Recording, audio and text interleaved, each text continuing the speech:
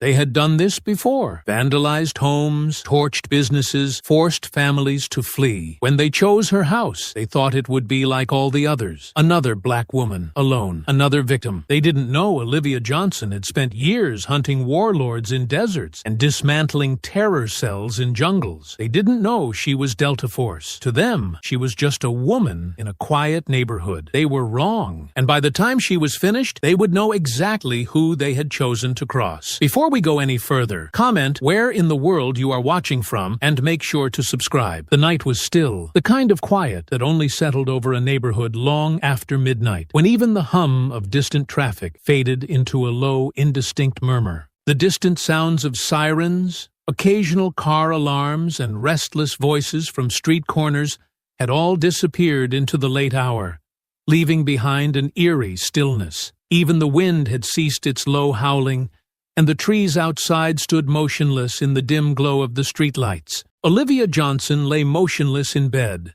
her breathing slow and even, her body at rest but never truly relaxed. The years had conditioned her to sleep lightly, always lingering just beneath the surface of consciousness, alert to the subtlest shifts in her surroundings. Even in the depths of sleep, she remained tethered to reality. Her instincts honed to respond to danger before her mind could even fully process it. It wasn't paranoia. It was survival. The soft whir of the ceiling fan droned overhead, blending into the familiar rhythm of the house. The faint hum of the refrigerator cycling, the slow, methodical ticking of the clock on the wall, the subtle creaks of the old wooden floor settling. It was a rhythm she knew, a cadence she had memorized over time. She could tell when something was out of place, and then something shattered downstairs. A sharp, violent crash. Her eyes snapped open instantly, the fog of sleep vanishing as though it had never been there at all. Every muscle in her body tensed in an instant. The trained instincts she had spent years refining kicked in, overriding the groggy remnants of sleep. No hesitation, no second-guessing. She moved fluidly, her body reacting before her mind could formulate a plan. One hand reached under her pillow, fingers closing around the cool grip of her weapon. The solid weight of the firearm was reassuring, grounding, a silent promise that she wasn't defenseless. Barely breathing, she pushed herself up, scanning the shadows of her room, her sharp eyes sweeping the darkness for any anomaly. Her mind worked through the possibilities in seconds. A break-in? A botched robbery? No, something about this felt different. She slid out of bed, her movements practiced, deliberate, near silent against the hardwood floor. Her steps made no sound as she moved, each one placed with the careful precision of someone who had done this before, because she had. In darker places, under far more dangerous circumstances, this wasn't new. Fear didn't control her. The sound had come from the front of the house. She moved swiftly, gun raised in a steady grip as she eased into the hallway. The air was still. No footsteps, no sounds of movement, no voices whispering in the dark. But something was wrong. Reaching the top of the stairs, she paused, muscles coiled, senses honed. The moonlight filtered through the large front windows, casting pale silver streaks across the floor, illuminating the dust motes that hung in the still air. But as her eyes adjusted, something else caught her attention. Her pulse slowed, then settled into something colder, more controlled. The words, big, bold, sloppy strokes of spray paint streaked across her windows and walls, thick letters dripping down the glass like open wounds, slurs, hate, a message. Her stomach clenched, but her face remained impassive, unreadable, as she stepped forward, gaze sweeping over the wreckage. The porch was littered with broken glass, beer bottles, bricks, shards scattered like discarded remnants of someone else's rage. The door bore deep scratches, an ugly testament to their intent. This wasn't random. A slow breath filled her lungs as she exhaled, measured, and deliberate. The pounding of approaching footsteps broke the silence, followed by the abrupt strobe of red and blue flashing against the broken glass. The pulsing lights cast jagged, flickering shadows over the wreckage, painting everything in a chaotic dance of crimson and cobalt. The sound of a police radio crackled faintly through the still air. The murmur of indistinct voices blending with the distant hum of an engine left idling. A patrol car rolled up to the curb, tires crunching softly against the asphalt. 2 officers climbed out, their postures relaxed, their movements unhurried. There was no urgency in their approach, no sense of alarm in their body language. They moved with the lazy disinterest of men who had already decided this wasn't worth their time. She holstered her weapon as they approached, their eyes barely flickering to the damage before they turned their attention to her. "You call this in?" the older one asked, not unkindly, but without urgency. His voice carried the weight of a long shift, the weary detachment of a man who had seen too much but cared too little. "No," Olivia said, voice cool, controlled. "But I figured someone else would." The officer looked at his partner, a barely perceptible exchange passing between them before he pulled out a small notepad. He licked the tip of his pen, the small motion oddly slow, almost lazy, as if this were just another routine call. "What time did you notice the damage?" "Just now." "You see anyone?" She shook her head. "Any security cameras?" "Yes." "We'll take a look at the footage." The officer scribbled something down, flipping through his notepad with an air of disinterest. "Probably just some kids messing around. Happens more than you'd think." Olivia's grip tightened at her sides, but she kept her expression neutral. "Not random," she corrected. "Look at what they wrote. That wasn't kids messing around." The officer let out a slow breath, nodding absently as if to placate her. "Yeah, well, unfortunately, unless we catch them in the act, there's not much we can do. Even if we do get something from the footage, it's tough to make an ID in the dark." She knew that tone. It meant this was already a cold case in their minds. The second officer sighed, shifting his weight from one foot to the other. His hands hovered over his duty belt, his fingers idly adjusting his radio as he glanced at the mess of broken glass and slurs defacing the house. He didn't bother writing anything down. "We'll file a report. If anything else happens, give us a call." And that was it. A few notes, a few half-hearted reassurances, and then they were back in the car, the flashing lights disappearing into the distance, leaving Olivia standing in the wreckage of their apathy, alone. The silence settled once more, heavy and suffocating, but this time it wasn't the stillness of a sleeping city. It was something else, something heavier, something cold. Her fingers curled into fists, nails pressing against her palms as the weight of it settled in. They weren't going to do anything. This wouldn't be investigated, wouldn't be prioritized, because it was her. Because this wasn't the kind of crime that stirred outrage from the right people. Her heartbeat was steady, slow, controlled, but beneath the surface, something simmered. She exhaled, forcing the emotion into something sharper, something more useful. They wanted to scare her.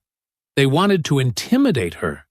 They wanted her to feel helpless. They had no idea who they were dealing with. She turned back toward the house, her mind already shifting gears. Tomorrow, she would go through the footage, dissect every frame, find anything that could give her an edge. She would make them regret this. The police weren't going to handle this, but she would. The acrid scent of spray paint and burnt plastic still lingered in the air, seeping into the walls like a stain that couldn't be scrubbed away. Olivia Johnson sat in the dim glow of her living room, surrounded by an array of screens casting a cold, flickering light across her face. Her television displayed security footage, looped and paused at keyframes, while her laptop processed enhancements on a grainy, still image. Her tablet lay beside her, filled with open files containing crime statistics, known gang insignias, and recent hate crimes in the area. The police had been gone for hours. The official report was filed, but she knew it would sit untouched, lost in the void of bureaucracy, waiting to be conveniently ignored. That wasn't an option for her. She had spent too many years embedded in war zones, analyzing threats, tracking enemies who believed they were invisible, dismantling hostile networks before they could strike. She had led elite teams through some of the most dangerous missions on record. She knew how to find people who didn't want to be found. And that was exactly what she was going to do. Olivia's gaze sharpened as she focused on the footage again, studying the figures moving through the shadows in the dead of night. There were 4 of them, young, male, their body language giving them away. The first moved with nervous energy, constantly shifting, unable to stay still. He was the lookout, the weakest link, the one most likely to break if pressed. The second was bulkier, more deliberate in his actions, carrying himself with a self-assured arrogance. He was the enforcer, the one who would lash out first. The third moved tentatively, always a step behind, uncertain but following orders. He was a follower, someone who didn't have the backbone to lead. The fourth, the one who had made a mistake, stepped too far into the porch light, revealing a sliver of his sleeve before retreating. Olivia zoomed in, adjusting the contrast, sharpening the edges of the image. The resolution was poor, but not useless. She honed in on a patch on his sleeve, hastily drawn, unpolished, but recognizable. Her mind worked quickly, matching it to familiar symbols she had encountered in intelligence briefings and local crime reports. She knew this group. They had been growing bolder, spreading their influence like a disease through the community. They had tagged businesses, defaced properties, harassed families, and now they had come to her doorstep, thinking she was just another name to add to their list. She exhaled slowly, rolling her shoulders back, releasing the tension creeping up her spine. She had spent years eliminating men who thought they were untouchable. These fools had no idea what kind of fire they had just walked into. A sharp knock at the door pulled her from her focus. Instinct kicked in before conscious thought. Her right hand moved to the weapon strapped to her thigh, her body shifting slightly to the side, angling for a tactical advantage. She moved to the door in controlled, measured steps, every movement deliberate. A quick glance through the peephole confirmed the visitor, Detective Marcus Reed.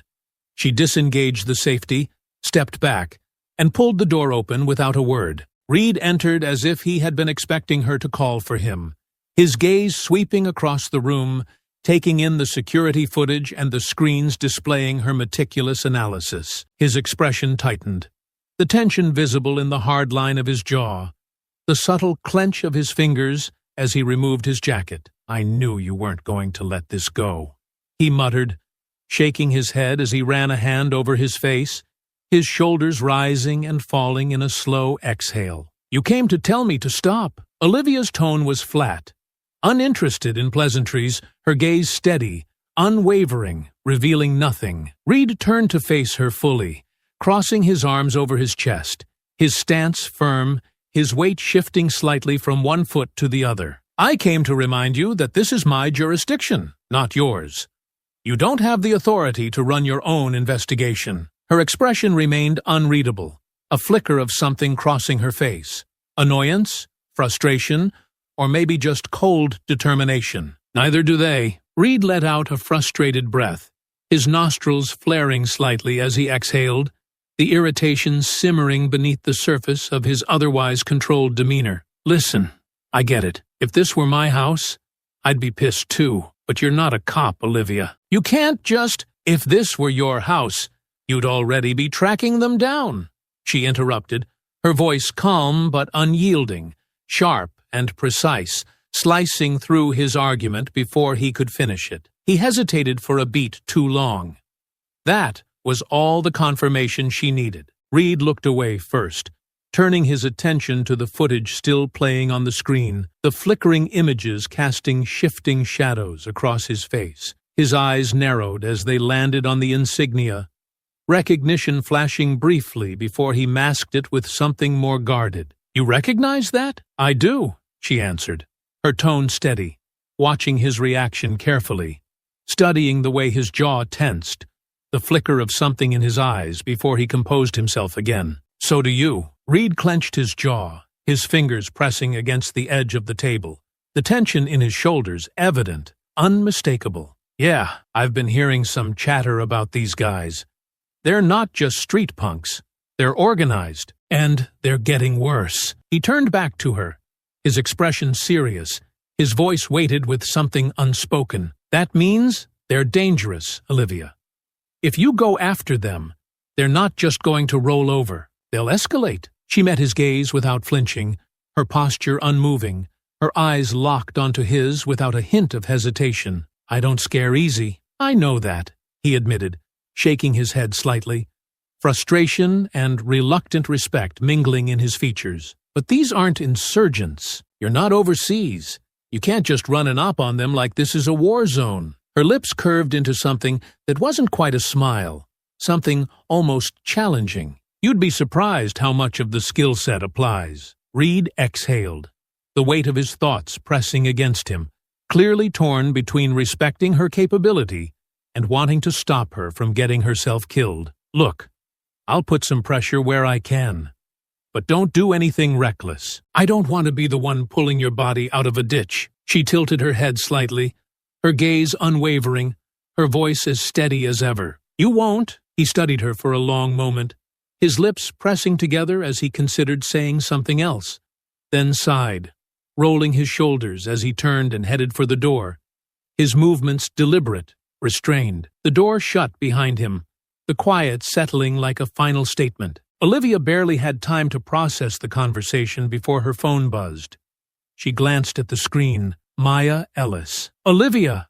Maya's voice came through, tight with frustration. I just heard what happened. Why the hell haven't you gone public with this yet? Because publicity doesn't stop people like this, Olivia replied, already flipping through her files again. But it forces accountability, Maya argued. It puts pressure on the cops. We can't just sit on this. Olivia exhaled, steady and measured. Maya, if they wanted attention, they'd be loud about it. But they're not. They're working quietly, making people afraid to fight back. They don't get to hide in the shadows anymore. And I'm not waiting for the cops to handle it. I need real leads, not just headlines. Maya was silent for a beat. When you find them, don't handle this alone. Olivia didn't make promises she couldn't keep. Instead, she simply said, I'll be careful. Maya didn't believe her. But she let it go. The call ended. Olivia straightened her posture, her mind already moving to the next step. She had her first lead.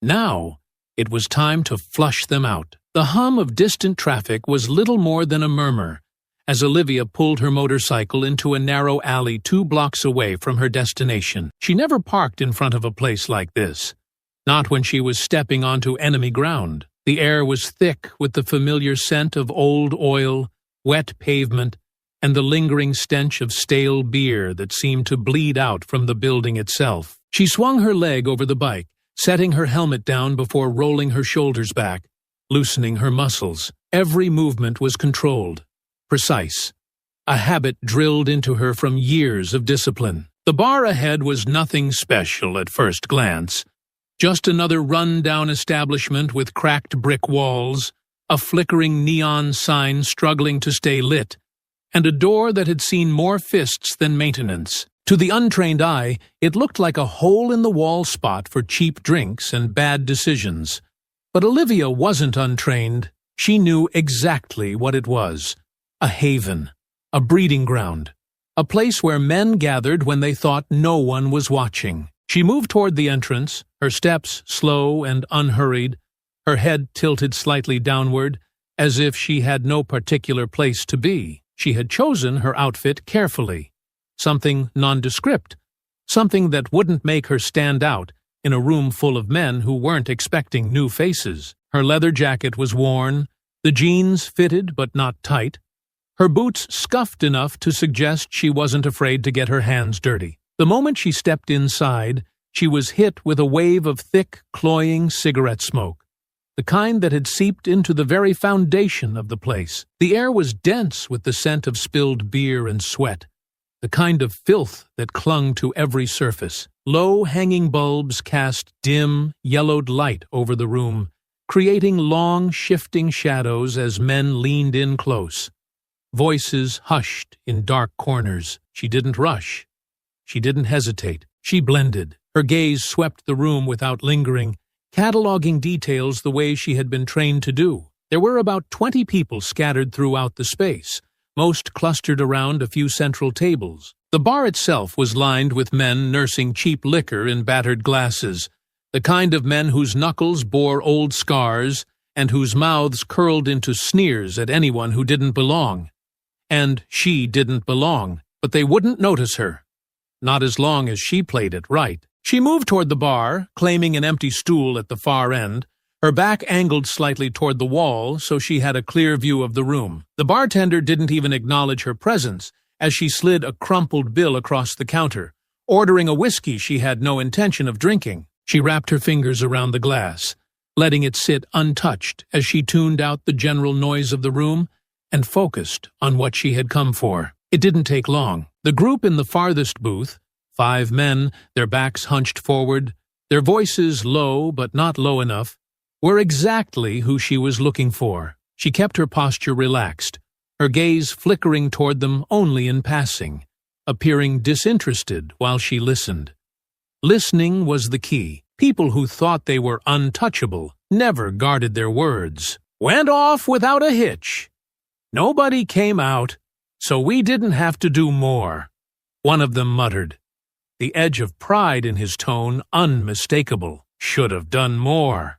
Another sneered. His voice was thick with beer, the slurred vowels drawn out like he had been drinking for hours. Paint don't scare people enough. Fire does. There was a gruff chuckle, the kind that held no warmth. One family already packed up last week. 2 more are thinking about it. We keep the pressure on, and they'll clear out by the end of the month. A 4th man, broader, older, the one who seemed to carry the most weight in the conversation, leaned in slightly. Ain't just about Ridgeway. They're popping up in other neighborhoods, too. Spreading. We let that happen. We lose everything. Gotta remind people where they don't belong. Olivia's fingers curled slightly against the glass. They weren't just targeting her. They were running a campaign, an orchestrated effort to terrorize black families into leaving the neighborhood. It was bigger than vandalism, bigger than some drunken idiots acting out their hatred under the cover of night. This was a strategy, and they were winning. She exhaled slowly through her nose, forcing herself to keep her expression neutral. This wasn't the time to react.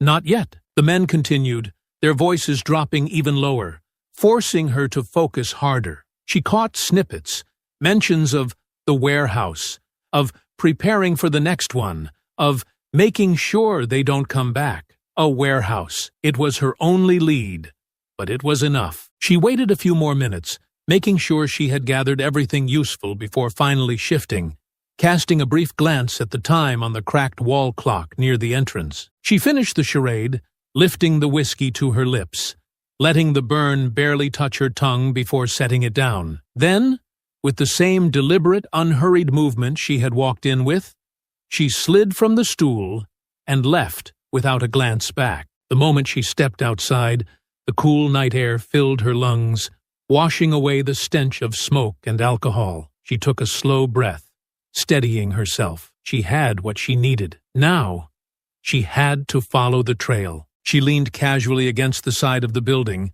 pulling out her phone and pretending to check a message as she waited. She didn't have to wait long.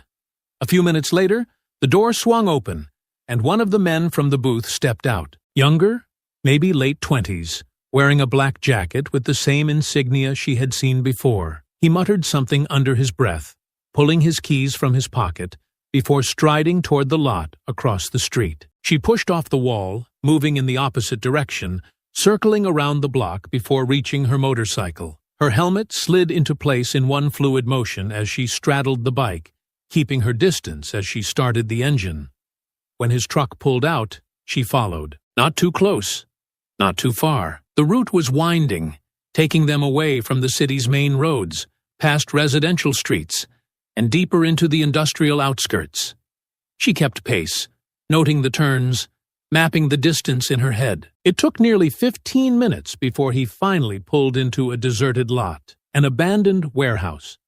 She slowed, parking her bike in the cover of the trees, shutting off the engine without a sound. From the outside, the building was barely standing.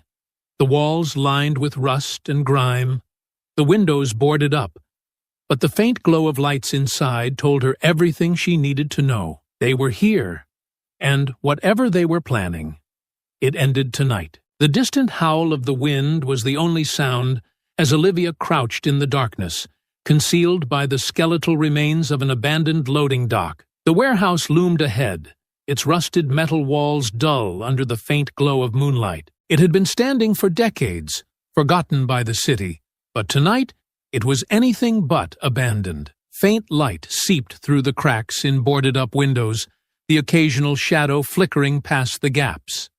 Someone was inside. She had followed the gang member here, keeping her distance, watching as he parked near the side entrance and disappeared through a rusted door. There had been no guards outside, no sign of security, which told her two things. They were either arrogant or stupid. Either way, it worked in her favor. Her breathing was steady as she ran through her mental checklist.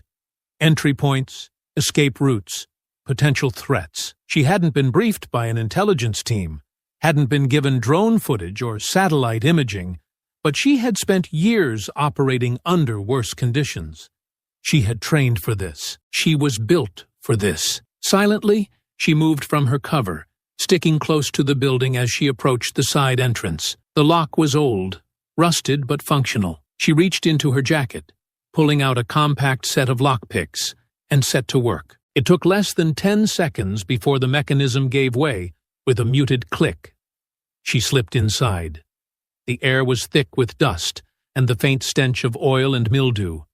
A single exposed bulb flickered above, casting an eerie glow over the space. Olivia stayed low, pressing her back against the wall as she took in her surroundings. Wooden crates were stacked against the far side of the warehouse, some marked with old shipping labels, others spray-painted with symbols she had come to recognize. Several tables were positioned near the center, covered in maps, photographs, and handwritten notes.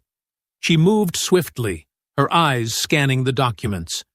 Street maps were laid out, neighborhoods circled in red ink. Notes in the margins detailed families, businesses, addresses. There were photos, grainy but clear enough to show people she recognized. Maya Ellis outside her community center, an older black man locking up a corner store, a mother walking her child home from school. They weren't just targeting homes. They were targeting lives. Olivia pulled out her phone, steady hands snapping pictures of everything. Evidence, proof of how deep this ran, how coordinated it was. If she could get this into the right hands, the gang wouldn't just be facing vandalism charges, they'd be looking at organized crime, conspiracy, hate crimes. She moved quickly, skimming through additional papers. The name Ethan Hayes appeared more than once, scribbled across several documents, always at the top of directives. Whoever he wasn't just a foot soldier. He was the architect. Her focus was so sharp, so absolute, that she almost didn't hear the footsteps. Almost. The hairs on the back of her neck prickled as her instincts screamed a warning. She didn't hesitate. In a single, fluid motion, she doused the overhead light with the edge of her gloved hand, plunging the space into near-total darkness. She moved swiftly, slipping behind a stack of crates, just as the door to the main entrance swung open. A sliver of light from the adjacent room spilled into the warehouse as two men stepped inside, their voices cutting through the silence. "You hear that?" one of them muttered, boots scraping against the concrete. "Nah, man, it's just the wind," the other said, but there was a flicker of doubt in his tone. They moved further in. Olivia could hear the shift in their breathing, the way they slowed their steps. They knew something was off. She calculated her options. Two men, armed, possibly. Alert? Not yet. She had no choice but to neutralize them before they alerted the others. Moving with the kind of precision only years of training could provide, she slipped out from her cover. The first man barely had time to react before Olivia struck. Her elbow drove into his throat, cutting off his startled gasp as she twisted his arm behind him, forcing him into the crate with a sickening thud. The second man spun, reaching for something at his waist. A gun or a knife? She didn't wait to find out. She surged forward, grabbing his wrist and twisting it sharply, forcing him off balance. A swift knee to his ribs sent him crumpling. The first man started to push himself up, wheezing, but Olivia grabbed him by the back of his collar and slammed him into the crate again, this time ensuring he wouldn't get back up. The second man groaned, trying to crawl backward, but Olivia's boot pressed down on his chest, keeping him pinned. She leaned in, voice low. "How many are inside?" His breath hitched, but he said nothing. She pressed down harder. "How many?" "6," he rasped, struggling beneath her weight. Inside, the other room, Olivia had what she needed. Without another word, she slammed the edge of her palm against the side of his neck, knocking him out cold. She straightened, breath steady, ears straining for any sign that the scuffle had been heard. When nothing came, she moved fast, slipping back toward the entrance. She had the evidence. She had the name. Now, she had to get out. As she reached the door, a low creak behind her sent a bolt of warning through her spine. She turned just in time to see another figure, larger than the others, moving toward her fast.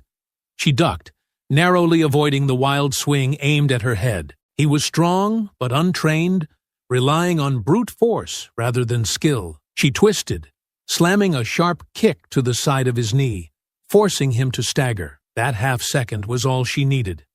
She moved in, striking twice, once to the throat, once to the temple. He dropped. Olivia didn't wait to see if he'd get back up.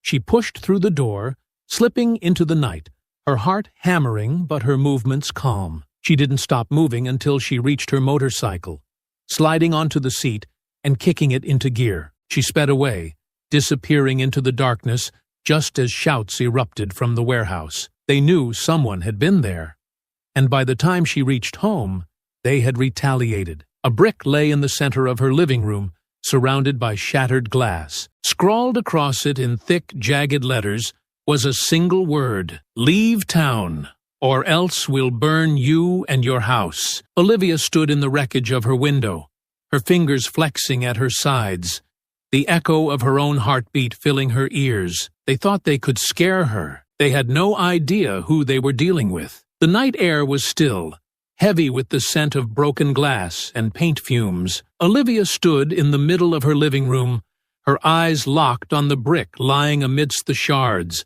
its crude, spray-painted message taunting her from where it had landed. She exhaled slowly, rolling her shoulders back, releasing the tension coiling through her spine. Fear was a weapon.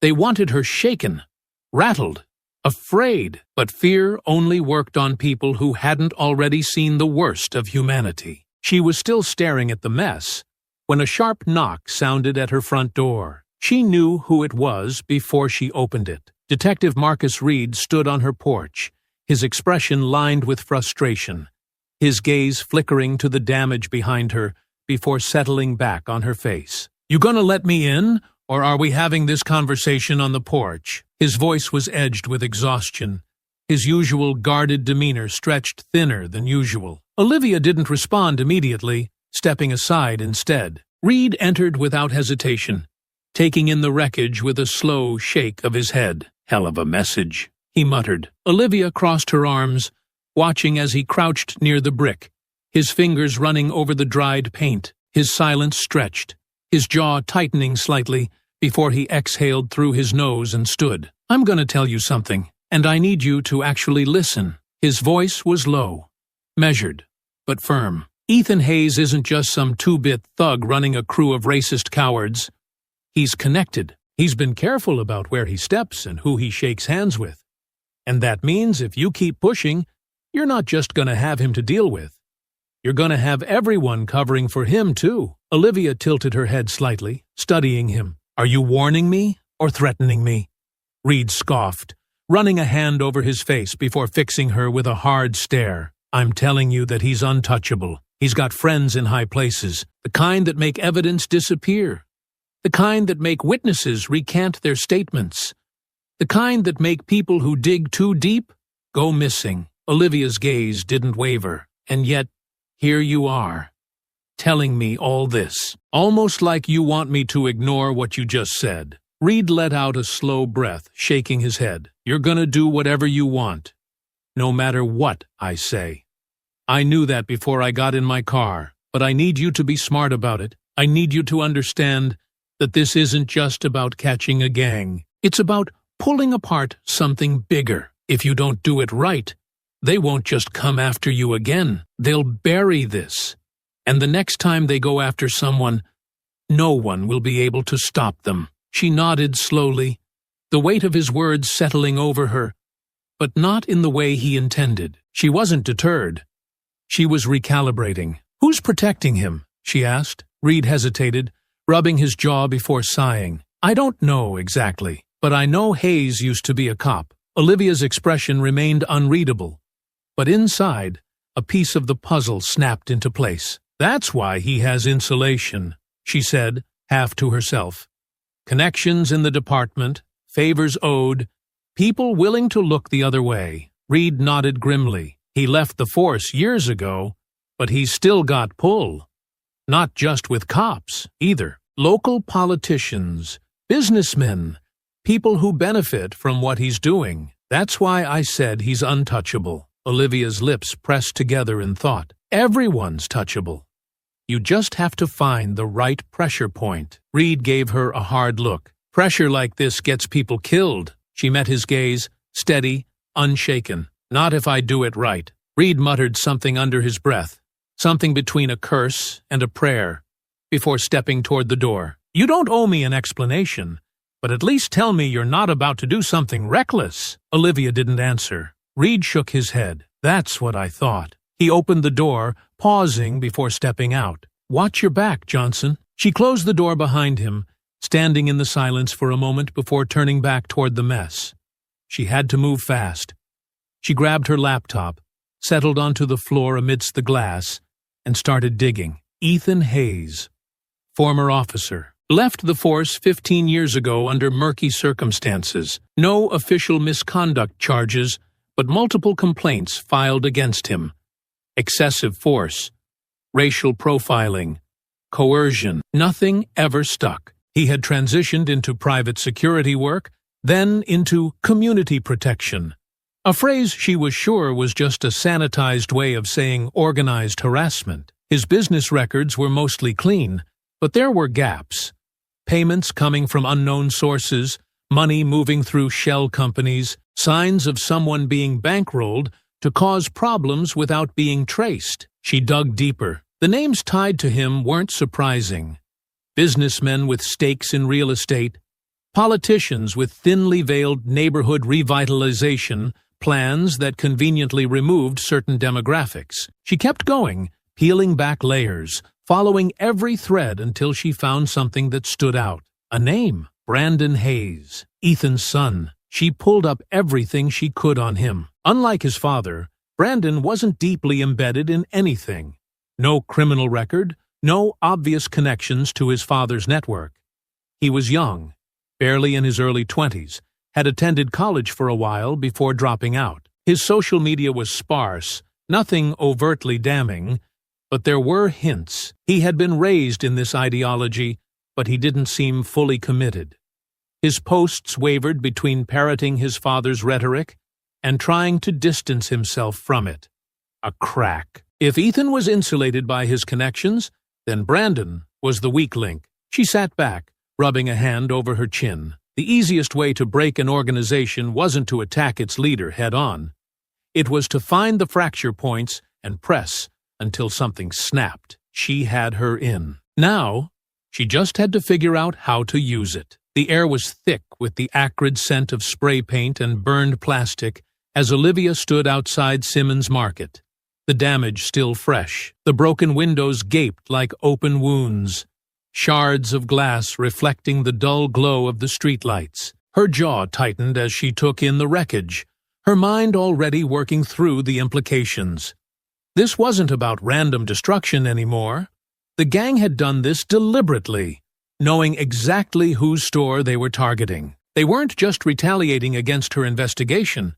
They were trying to break the community from the inside, forcing black business owners to pack up and leave, making room for whatever plan Ethan Hayes and his network had in mind. Olivia turned her head slightly, eyes narrowing at the nervous cluster of bystanders watching from the sidewalk. People were talking in hushed voices, some shaking their heads, others already looking away. The gang had made them afraid to react. The police wouldn't do anything, and the neighborhood knew it. Silence was the safest choice. She stepped carefully through the broken glass, her boots crunching against the fragments as she approached the entrance. Inside, the smell of fresh paint and burned plastic lingered in the air. The counter was overturned, shelves knocked over, and in the middle of it all stood Harold Simmons, his broad shoulders hunched as he picked up fallen cans and boxes. His movements were slow, mechanical, as if he were on autopilot, as if reacting to the destruction would only make it worse. Olivia didn't speak right away. Instead, she picked up a small crate of dented soup cans, setting them back onto a shelf. She knew Harold wasn't the type to ask for help, but he also wasn't the type to refuse it if it was already given. "You don't have to do this alone," she finally said, her voice measured. Harold didn't look at her as he straightened, rubbing a hand over his face. "If I don't, who will?" His voice was low, steady, but she could hear the exhaustion beneath it. She exhaled, glancing at the wreckage around them. "You knew this was coming." Harold let out a bitter laugh. "Of course I did. They've been circling for months. They've been tagging the alleys, slashing tires, scaring off customers. The moment I said no to their buyout offer, I knew it was only a matter of time before they made sure I regretted it." Olivia folded her arms, studying him. "Do you know who did it?" His jaw clenched as he looked toward the broken windows. "Does it matter? What am I supposed to do? Call the police? File a report? They'd come back the next night and burn the whole damn place down." "I'm not stupid, Olivia. You know how this works." She did. He wasn't wrong. But knowing the game didn't mean she had to play by their rules. Harold finally turned to face her, his expression hard. "I appreciate you checking in, but if you came here to ask for names, you're wasting your time." Olivia met his gaze, unflinching. "I already know where they are." Harold exhaled, shaking his head as he turned back to the mess. "Then I hope you've got a plan, because if you poke the hornet's nest without killing the queen, all you're gonna do is make them angrier." She didn't respond.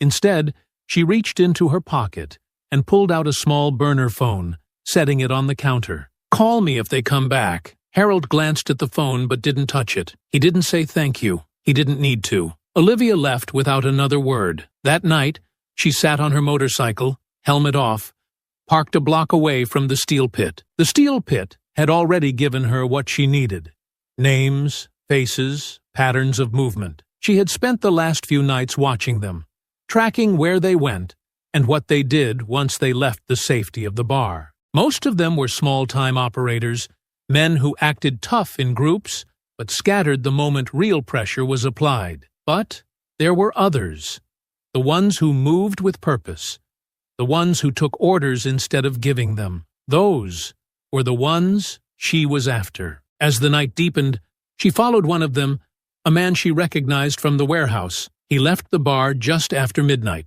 his steps sure, his destination planned. Olivia let him get a comfortable lead before she followed, weaving through the streets, keeping just far enough back to remain unseen. He drove for nearly 20 minutes, leading her to a desolate alley behind an abandoned restaurant on the industrial side of town. The place was a skeleton of what it once was, its windows boarded up, its sign rusted and unreadable. A single flickering streetlight cast long shadows over the cracked pavement, revealing two more men already waiting. One of them was crouched near a gasoline canister, twisting the cap off as the other held a crowbar in his grip. They weren't here for a casual meetup.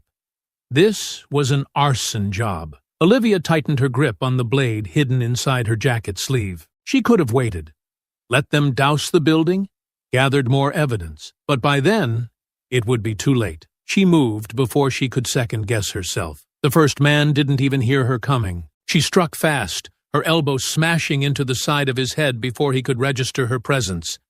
He collapsed instantly, the gas canister slipping from his fingers and rolling across the ground. The second man reacted quickly, raising the crowbar as he lunged, swinging wild and hard. Olivia ducked under the strike, pivoting to the side as the metal bar sliced through empty air.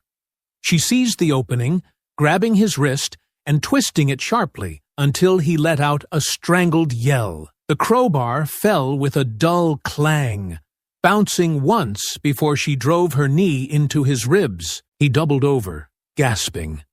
But she wasn't finished. She grabbed the back of his jacket and slammed him face first into the brick wall. The third man, the one she had been tailing, was smarter than the others. He was already backing away, reaching into his waistband. Gun. Olivia moved. The moment his fingers touched the grip, she closed the distance, knocking his arm to the side just as he fired. The gunshot rang out, the bullet sparking against the pavement as she wrenched his wrist in a brutal arc, forcing the firearm from his grasp. It clattered to the ground, and she kicked it out of reach before he could recover. He was bigger than her, heavier, and he tried to use that weight to overpower her, shoving forward with his full strength. She absorbed the impact, redirecting his momentum and sending him crashing onto his back. He groaned, winded, but she was already on him, straddling his chest as she delivered a series of sharp, precise blows. 1, 2, 3. His struggles weakened, his face bloodied, his breathing ragged. She pressed her forearm against his throat, her voice low and steady. "Who sent you?" he coughed, spitting blood onto the pavement. "You." His eyes widened over her shoulder. Olivia moved on instinct, rolling off him just as the fourth man came out of the darkness, swinging a lead pipe. The weapon whistled past her ear, narrowly missing. She dropped low, sweeping her leg out and knocking him off balance. He stumbled, cursing, but recovered quickly, bringing the pipe up again. She sidestepped, using his own momentum against him as she drove her fist into his ribs. He grunted, doubling over, but still he didn't go down. These weren't random thugs. They were trained, coordinated. That meant Ethan Hayes had upgraded his muscle. The man with the pipe lunged again. This time, she let him come. At the last second, she ducked, catching his arm and twisting it behind his back in a tight hold. He thrashed, trying to break free, but she applied pressure, forcing him to his knees. She heard movement behind her, the other men regaining their footing. They weren't running. They were regrouping. The fight wasn't over. Not yet. The air was thick with tension, heavy with the scent of sweat, blood, and gasoline. Olivia's muscles burned, her breath controlled and measured as she adjusted her stance. The men around her were battered, but not broken, their movements slower, their confidence shaken, but not gone. They had underestimated her, believing she would go down easily, believing she was just another target to scare off. They were learning the hard way that she wasn't running. A sharp shuffle of feet to her left gave the first warning. Olivia pivoted just in time to block a wild punch aimed at her ribs, catching the man's wrist and twisting hard. His yelp of pain barely escaped his lips before she drove her elbow into his sternum, sending him staggering backward. He clutched his chest, wheezing, eyes wide with shock. She didn't give him a chance to recover. A precise strike to the side of his jaw sent him sprawling onto the pavement, unconscious before his head hit the ground. The others hesitated, uncertainty flickering in their eyes. This wasn't how things were supposed to go. They were supposed to be the hunters. One of them rushed her from behind, but she was ready. She sidestepped, using his own momentum to redirect him into the wall. He barely had time to curse before she grabbed the back of his head and slammed it into the rusted metal siding of the warehouse. He collapsed in a heap, unmoving. The gang leader, one of Ethan Hayes' lieutenants, a thick-necked man with a scar running down the side of his face, spat on the ground. "Who the hell are you?" he snarled, his breath ragged, but his stance firm. Olivia wiped the blood from the corner of her mouth, barely sparing him a glance. Someone who doesn't scare easy. Scarface sneered and pulled a knife from his jacket. The streetlight caught the dull glint of the blade, its edge well used, the grip worn. "You should have just walked away," he muttered before lunging. Olivia had seen men like him before. Brave when they had numbers, cowards when they lost control. She sidestepped the attack with ease, catching his wrist before he could pull back. With a swift, brutal movement, she twisted his arm, forcing the knife from his grip. The blade clattered onto the pavement, and in the same breath, she drove her knee into his stomach. He gasped, doubling over, and she finished it with a sharp elbow to the back of his skull. He crumpled to the ground, unconscious. The last two men exchanged a look, and for the first time that night, Olivia saw fear. Good. One of them made a last, desperate attempt, charging forward with a wild swing. Olivia ducked under the sloppy attack, stepped inside his guard, and delivered a brutal uppercut to his chin. He staggered back, stunned, and she followed up with a roundhouse kick that sent him crashing into the side of the truck. He didn't get back up. The final man hesitated, backing up, his hands shaking. Olivia took a slow step forward, gaze locked on his. "Run!" she ordered, voice low, steady. He did. She exhaled, rolling her shoulders, scanning the aftermath. The fight was over. They were down, they were beaten, and they would remember this night for the rest of their lives. But it wasn't just about them. This fight wasn't just for dominance. It was a message. She reached into her pocket, pulled out her phone, and sent a single text. Anonymous. Tip: multiple gang members unconscious at the abandoned warehouse near East 47th. Weapons on site. Evidence of arson attempt. She pocketed the device and walked away. The sirens would come soon. Let the police deal with the cleanup. Ethan Hayes was furious. He stood in his dimly lit office, jaw clenched, his grip so tight around his whiskey glass that it threatened to crack. The reports had started trickling in before dawn. His men, some of his best enforcers, were found battered, broken, and barely conscious in a warehouse they had been using for months. The cops had gotten there before they could crawl away. Some were arrested. Some were too injured to run. All of them had failed. And worse, they had no idea who was responsible. No one had seen anything. No one knew how it had happened, but he did. Ethan turned, his gaze darkening as he stared at the security footage from the warehouse lot. It was grainy, taken from a distant traffic camera, but the figure was unmistakable. Olivia Johnson. She had been at the steel pit. She had been watching his men, and now she was taking them apart, piece by piece. He exhaled slowly, swirling the whiskey in his glass before taking a measured sip. Then he smiled, a slow, dangerous expression that didn't reach his eyes. "You want a war?" he murmured, setting the glass down with a quiet clink. "You've got one." The house was silent, save for the rhythmic hum of the ceiling fan overhead. Olivia lay on her back, one arm resting beneath her head, eyes closed, but mind awake. She had spent too many years conditioned to function on minimal rest, trained to listen for the faintest disturbances in her environment. The street outside was quiet, the neighborhood still, but then it came. The shift in the air, the faint scrape of shoes against concrete. The sound was subtle, almost imperceptible, but she caught it.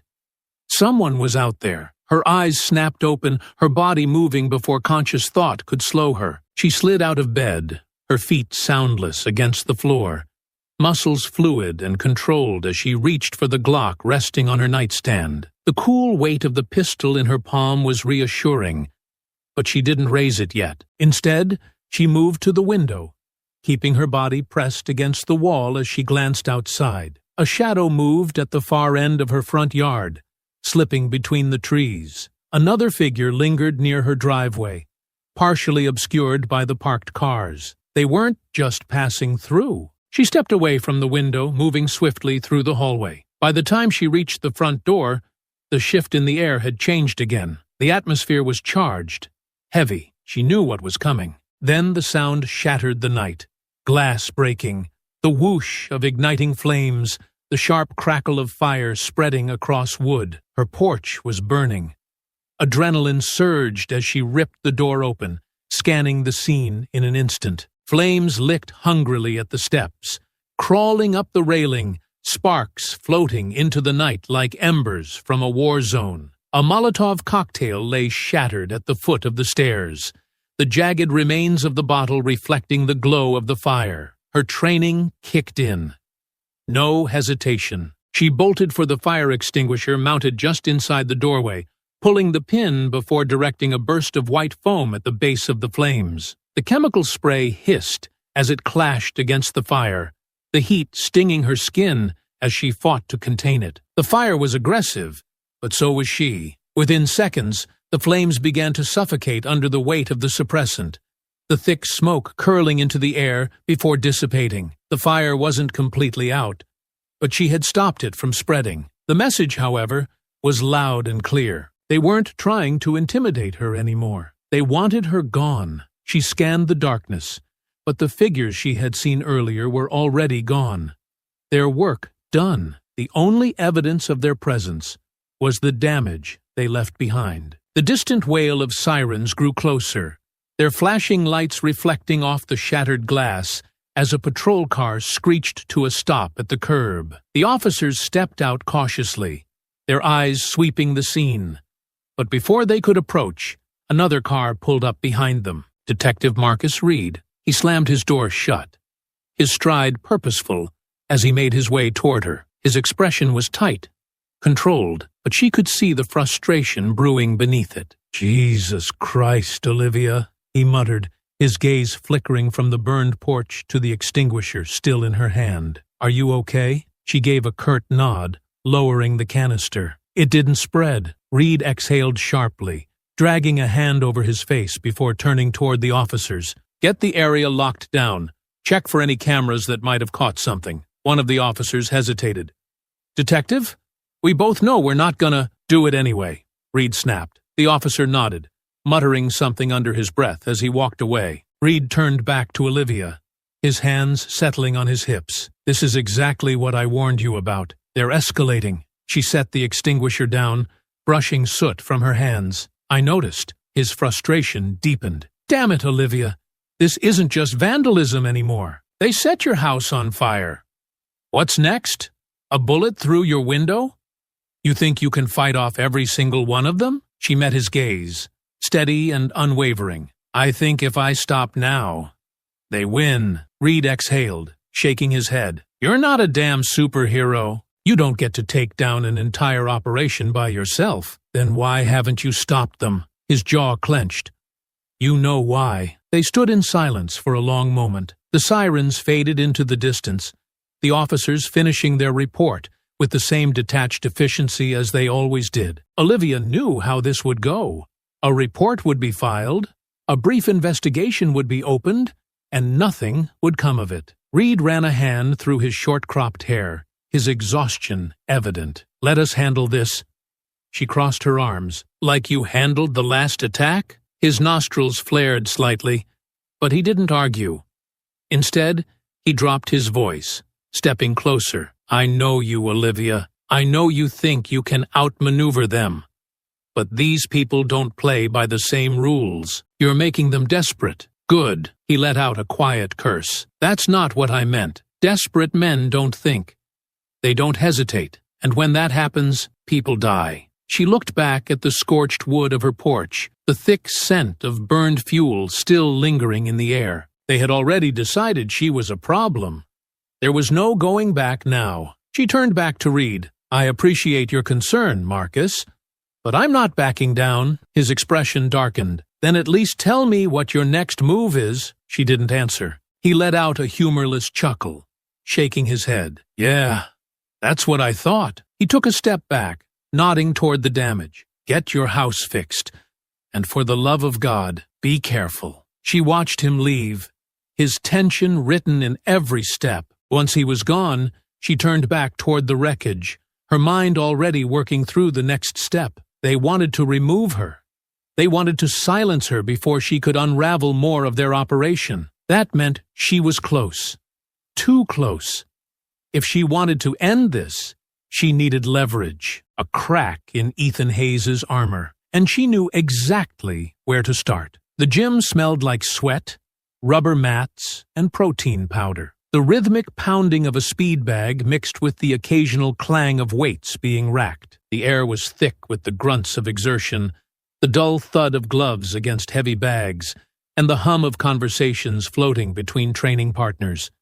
It was a place where people came to burn off frustration, to carve themselves into something stronger. Tonight, Olivia wasn't here to train. She had spent the last 2 days gathering information on Brandon Hayes, where he spent his time, who he associated with, whether he was actively involved in his father's organization or simply a byproduct of it. He was a known presence in the steel pit, but he wasn't one of the men who orchestrated attacks. He wasn't on the front lines, nor did he appear in any of the more violent gatherings. Unlike his father, he didn't thrive in the shadows of intimidation. That made him a liability. And if she was right, it also made him a crack in Ethan's foundation. She spotted him near the squat racks, taking a brief pause between sets. His hands rested on his thighs, his breathing steady but labored. Tall, lean, built like a fighter, but not a soldier. He had a disciplined stance, but his expression lacked the sharp-edged brutality of the men who worked under his father. There was something else in his posture, something that Olivia recognized. Doubt. She adjusted the fit of her hoodie, pulling it slightly forward to conceal more of her face before moving toward him. If she approached him wrong, he would shut down immediately. He would recognize hostility, recognize questioning, recognize someone digging too deep. What he wouldn't recognize, what he wasn't trained to resist, was familiarity. She played her angle before she even got within a few feet. "Damn," she muttered, just loud enough for him to hear. "I know I'm not supposed to say anything, but your form's gone soft." Brandon straightened, turning toward her, his brows furrowing in immediate confusion. His eyes flickered over her face, recognition sparking but uncertainty lingering. He didn't know her, but she had presented herself as someone who knew him. Hook, line, sinker. His expression shifted slightly, not hostile, but not entirely open. "Do I know you?" Olivia smirked, tilting her head as if she were debating whether or not to play along. "Probably not well enough to remember," she admitted, letting her stance remain relaxed. "But you used to train at Henderson's gym a few years back, right?" His eyes narrowed slightly before he nodded. "Yeah, for a little while." She feigned mild amusement. "That's what I thought. I used to spar there too. Never in the same weight class, though." She let the moment settle, let him process the possibility before adding, "You had a mean left hook. Used to give some of the guys hell with it. That got him."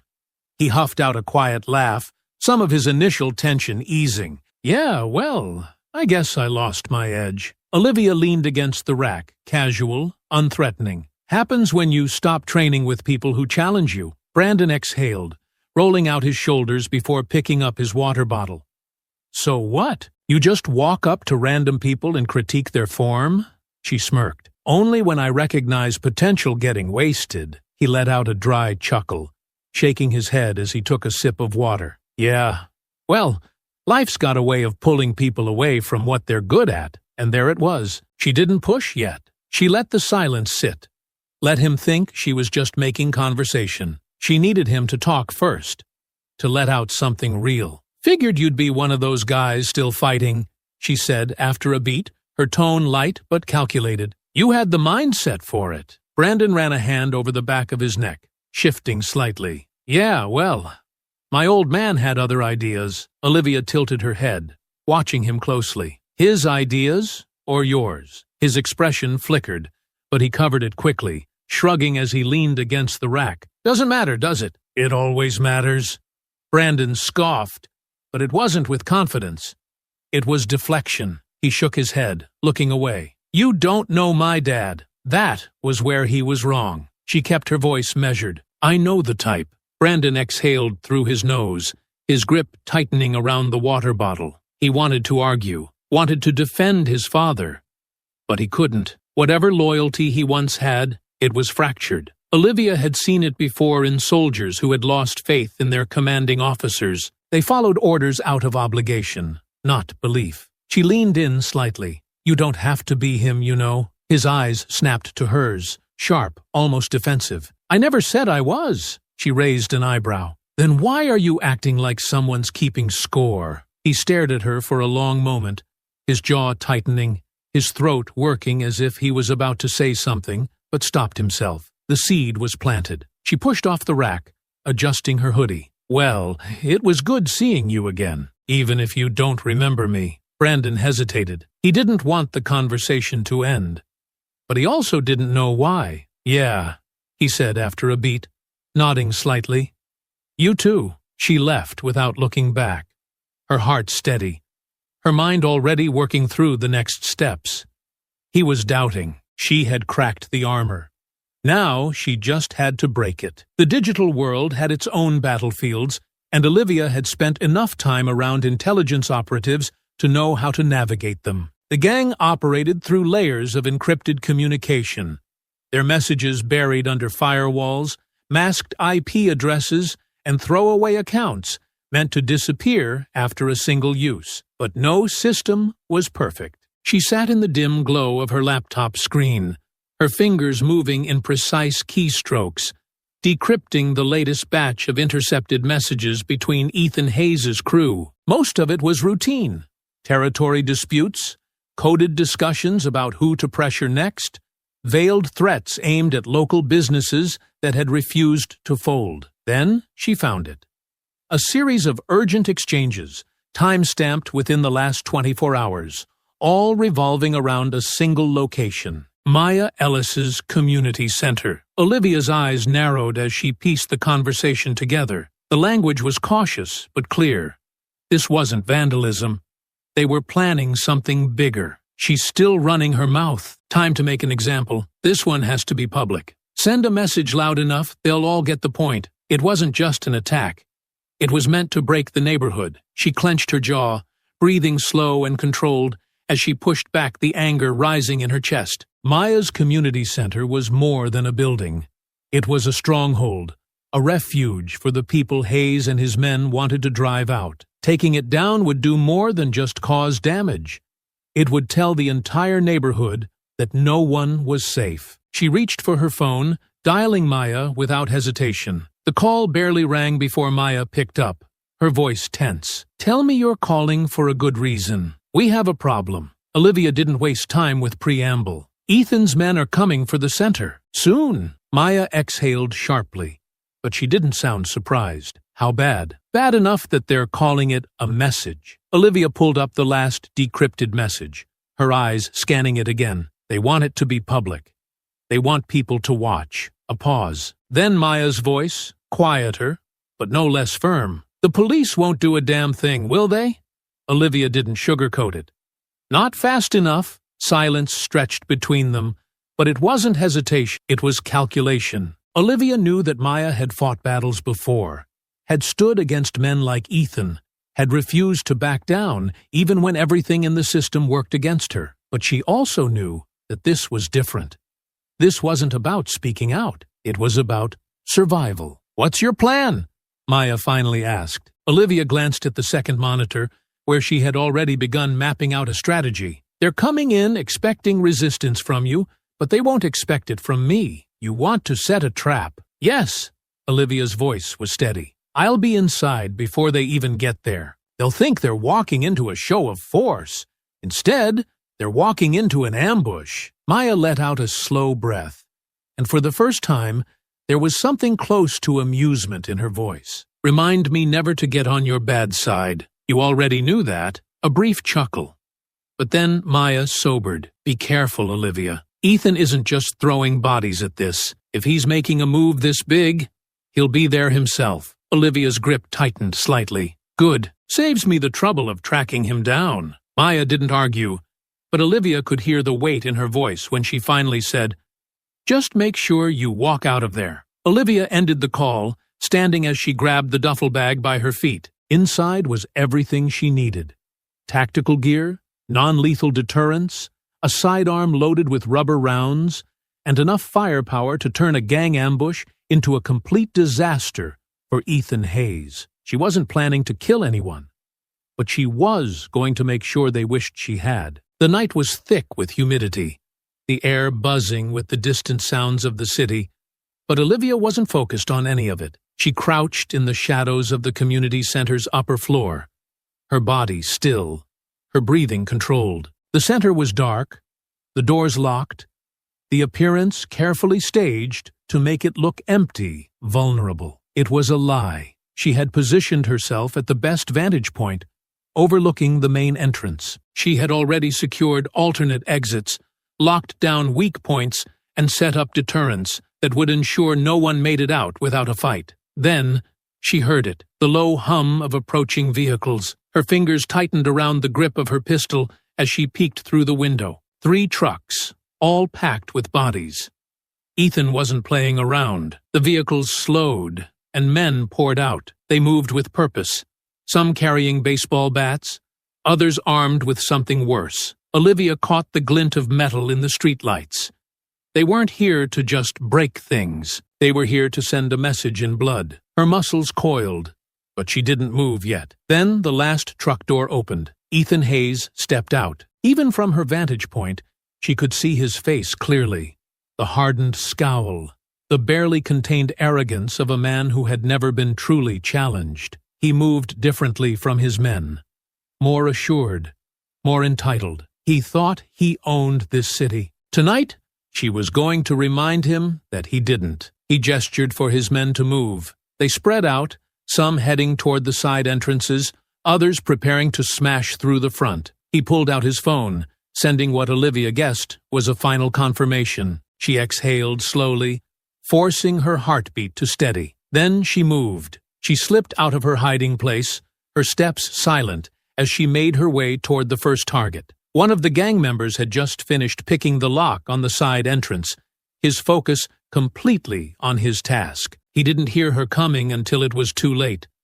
A swift strike to the throat stole his breath. A second to the base of the skull sent him sprawling, unconscious before he hit the ground. 1 down. She had seconds before the others realized something was wrong. She moved fast, repositioning herself, preparing for the first wave of the real fight. By the time they figured it out, it would already be too late. The air inside the community center was dense with anticipation. The silence stretched tight, like a wire about to snap. Olivia had positioned herself perfectly, hidden in the shadows above the main floor, her breathing slow, steady. Below her, Ethan Hayes and his men moved like they owned the space, spreading out, their footsteps heavy against the polished wood. They were overconfident, arrogant. They expected an easy operation, a quick destruction of the center, a message burned into the walls. They had no idea they had just walked into a war zone. Olivia exhaled slowly. Time to close the trap. She reached into the small pouch at her side and retrieved a small device, a remote trigger. A simple flick of her thumb, and the preset charges at the rear exits detonated with a controlled burst. Smoke filled the back hallways, not enough to destroy the structure, but enough to create confusion, panic, and most importantly, isolation. Shit. What was that? One of the men spun around, his weapon raised, eyes darting. Gas leak? Another muttered, coughing as the smoke spread. Ethan didn't panic. Not yet. His voice cut through the growing unease. Stay sharp. Spread out. Someone's screwing with us. That was all Olivia needed. The moment they split up, they were hers. She moved swiftly, keeping to the rafters above, her boots silent against the steel beams. One of the thugs, a stocky man carrying a crowbar, veered away from the group, his attention flicking toward the thickening haze. Olivia tracked his movements, her muscles coiling, calculating the drop. She struck hard and fast. She landed behind him, her arms snapping around his throat, cutting off his airway before he could even cry out. He thrashed, his weight shifting wildly as he clawed at her arm. But Olivia tightened her hold, using leverage over brute strength. His struggles slowed, his body sagging before he went completely still. 1 down. She lowered him to the floor and melted back into the darkness. The others hadn't noticed. She continued her hunt, weaving through the upper walkways, using the smoke and dim lighting to her advantage. Another man broke off from the group, moving toward the far entrance, his hand twitching near his gun holster. He was cautious, smart, but not smart enough. Olivia timed her attack perfectly. She struck from behind, a brutal, efficient sequence, elbow to the ribs, knee to the kidney, then a quick, sharp strike to the back of the skull. He crumpled instantly. The panic below was spreading. "Where the hell is Brian?" someone called out, voice tinged with nerves. "He was just here." Ethan's patience snapped. "Stop whispering like a bunch of cowards. Whoever's here is outnumbered, and I don't have time for this bullshit. Find them." Olivia smirked to herself. He was rattled. Good. She took out another. A knee dislocation followed by a swift chokehold. No time for hesitation. Every second she kept them disoriented was another second she was winning. Then she heard it, the click of a safety being released. Her instincts screamed at her.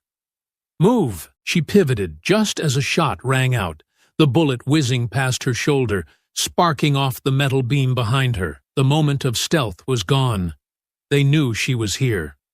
She dropped down from the walkway, landing in a controlled roll just as another shot shattered a window above her. Ethan's men scrambled to readjust, firing blindly into the shadows. But Olivia wasn't the one who needed to be afraid. She launched herself at the closest one, grabbing his wrist before he could fire again. A brutal twist sent his gun spinning across the floor. She followed up with a sharp, crushing blow to his solar plexus, forcing the air from his lungs before he collapsed, unconscious. Another man came at her, swinging wildly with a combat knife. Olivia dodged, sidestepping with practiced precision. She redirected his momentum, guiding him straight into a brutal counter. A strike to the elbow, snapping his arm at the joint. His scream barely had time to escape before her palm smashed into his throat, silencing him instantly. More of them rushed in. The real fight had begun. Olivia ducked, weaved, countered. She fought with the efficiency of a soldier. Every movement precise, every strike designed to incapacitate. She was outnumbered, but never outmatched. Bodies hit the floor, groaning, unmoving. Ethan stood at the center of it all, his jaw tight, his eyes scanning the wreckage of his men. He finally understood. This wasn't an ambush. It was a reckoning. His grip on his pistol tightened, but Olivia was already moving. She kicked out, knocking a broken chair across the floor, forcing him to step back. He fired once, a desperate shot that ricocheted harmlessly off a steel pillar. She lunged. The gun went flying, skidding across the floor. Ethan barely had time to react before she was on him. He swung wildly, his size and strength giving him power, but no finesse. Olivia absorbed the first hit, a glancing blow to her shoulder. The second strike she dodged completely, countering with a sharp jab to his ribs. He grunted, stumbling back, his arrogance unraveling. "You should have stayed in the shadows, Hayes," Olivia muttered, rolling her shoulders, resetting her stance. Ethan spat blood onto the floor, wiping his mouth with the back of his hand. His nostrils flared, his pride refusing to let him back down. "You think you're gonna take me down alone?" He let out a dark chuckle, shaking his head. "You're good, Johnson, but not that good." She tilted her head, flexing her fingers. "We'll see." Then they clashed. Ethan came at her like a man who had spent his life bullying his way through fights, relying on brute strength and intimidation to crush anyone who stood in his way. He was big, fast for his size, and mean, but he was sloppy, reckless, fueled by rage instead of skill. Olivia had faced men like him before. Men who thought power was enough. It never was. He threw a punch, aiming for her jaw, but she sidestepped, his knuckles barely grazing her cheek. She retaliated with a precise elbow to his ribs, the impact sharp and punishing. He grunted, but didn't back down, swinging again, this time trying to grab her, to force her into his strength. She wasn't about to let that happen. She ducked low, slipping out of his grasp, and countered with a brutal strike to his knee. His leg buckled, his balance momentarily compromised, and she used the opening to deliver a sharp kick to his sternum, sending him stumbling back. His breathing grew heavier, his eyes flashing with something close to disbelief. He wasn't used to losing. Olivia didn't give him time to recover. She moved in again, fast, relentless, her fists striking with deadly precision. A jab to the side of his neck, a hammering blow to his stomach, a knee driving up into his ribs. Each hit took its toll, forcing him further onto the defensive, forcing him to realize he couldn't overpower her. But desperation made him dangerous. With a roar of frustration, he lunged, grabbing her arm and yanking her forward with all his strength. Olivia twisted instinctively, shifting her weight, trying to break free, but he used the moment to slam her against the nearest wall. The impact jarred her, pain rippling down her spine. He pressed his forearm against her throat, trying to crush her windpipe. His face was twisted with fury, sweat dripping from his brow. "You think you're gonna take everything from me?" His breath was ragged, his grip tightening. "You think you're some kind of hero?" Olivia didn't struggle. She didn't panic. She waited. Then, just as his weight shifted slightly, she drove her knee up into his groin. Ethan let out a choked gasp, his grip loosening just enough for Olivia to tear free. She turned sharply, grabbing his arm and twisting him off balance. He stumbled, and before he could recover, she drove her elbow into the side of his head, hard enough to send him crashing to the floor. He groaned, pushing up on his hands, shaking his head, disoriented but still trying to fight, still trying to hold on to his empire. She wasn't going to let him. She stepped forward and kicked him square in the chest, sending him sprawling onto his back. His head hit the concrete with a dull thud, his body heaving for air. It was over. The sound of sirens split through the night, flashing red and blue lights bouncing off the walls as multiple police vehicles screeched to a halt outside. The front doors of the community center burst open, officers swarming in, weapons drawn. Detective Reed was the first through the door. His gaze swept the wreckage. The bodies of Ethan's men sprawled across the floor, groaning, barely conscious. The overturned furniture, the bullet holes in the walls, the shattered glass. Then his eyes landed on Ethan, lying on the ground, broken and defeated, and Olivia, standing over him, her breath controlled, her expression unreadable. For a moment, neither of them spoke.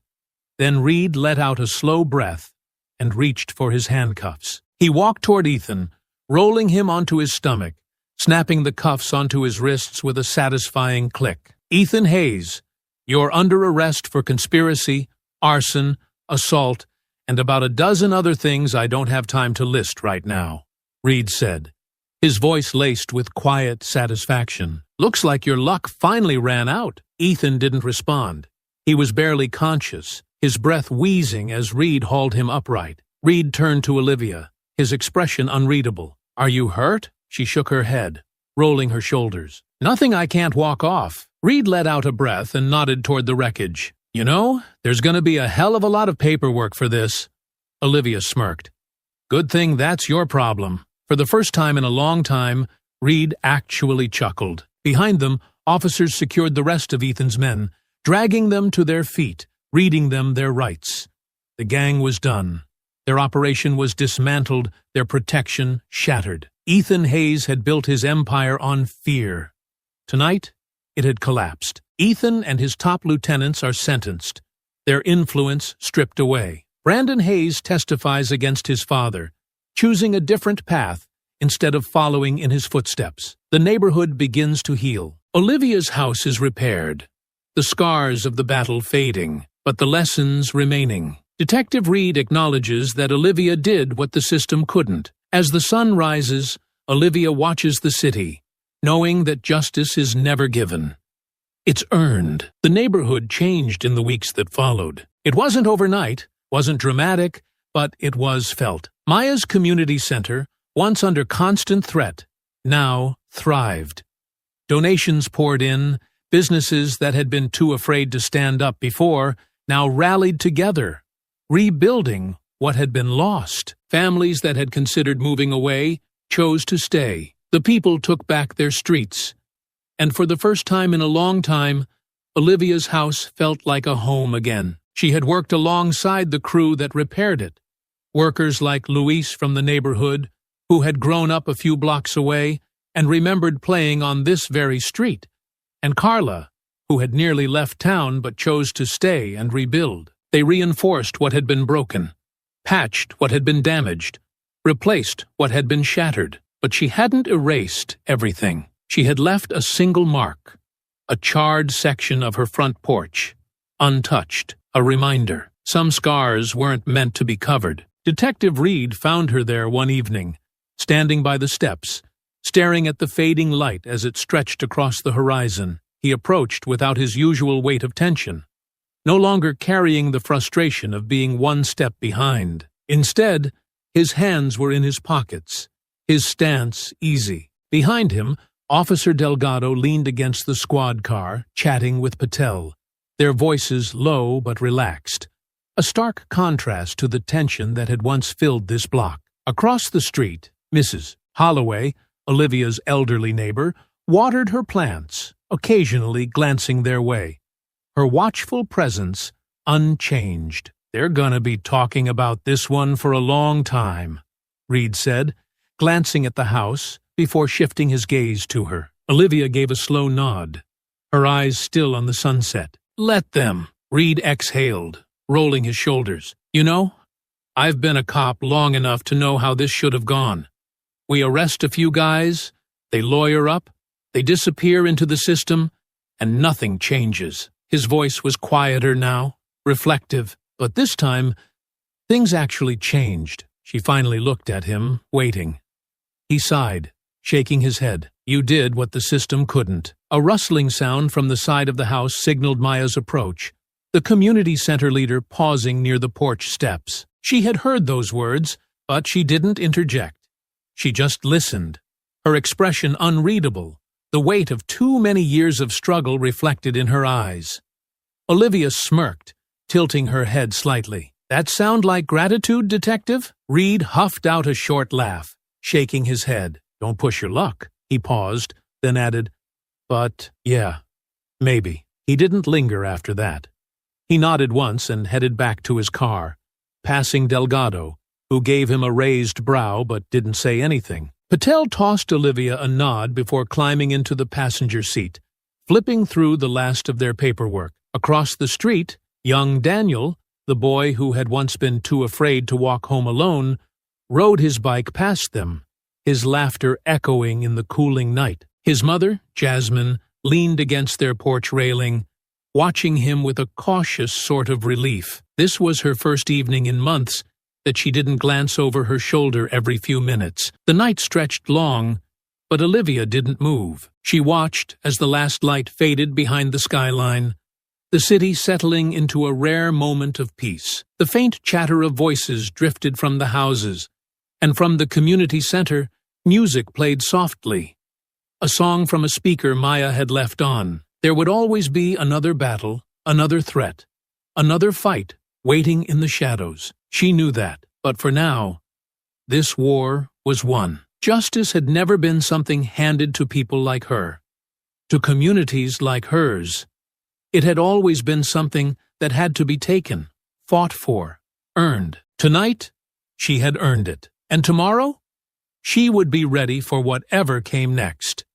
Because Olivia Johnson never ran. She fought, and she won. I hope you enjoyed that story.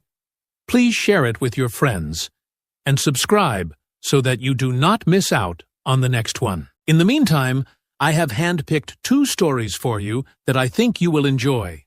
Have a great day.